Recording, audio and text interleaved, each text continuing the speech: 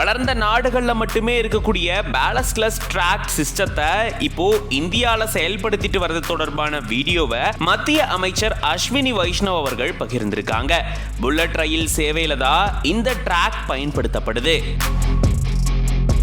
இதே மாதிரியான ட்ராக் சென்னை பெங்களூருக்கு இடையிலும் அமைக்கப்பட்டு புல்லட் ரயில் சேவை வரப்போகுது அப்படின்ற மாதிரியும் தகவல் வளம் வந்துகிட்டு இருக்கு.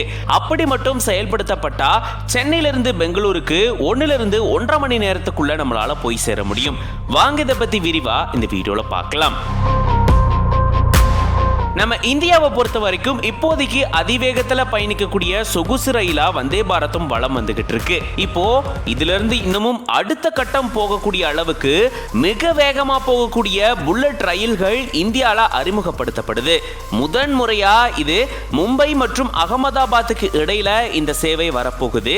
கிட்டத்தட்ட 530 கிலோமீட்டர் தொலைவை இந்த ரயில் பாத்தீங்கன்னா அதிகபட்சம் 1.5 to 2 மணி நேரத்துக்குள்ள கடந்துரும் அப்படின்ற மாதிரி சொல்றாங்க.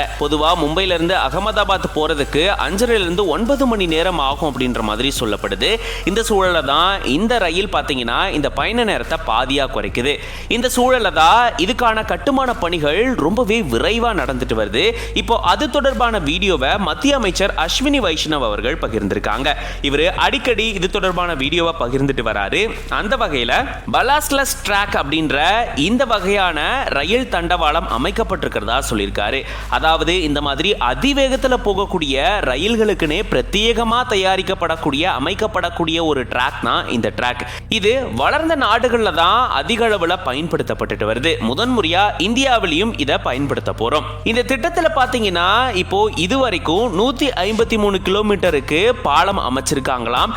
295.5 கிலோமீட்டர் தூரத்துக்கு தூண்கள் அமைக்கப்பட்டிருக்கிறதா சொல்லியிருந்திருக்காரு. இந்த ரயில் அதிகபட்சமா 320 கிலோமீட்டர் வேகத்துல போகும் மணிக்கு அப்படின்னு சொல்லியிருக்காங்க.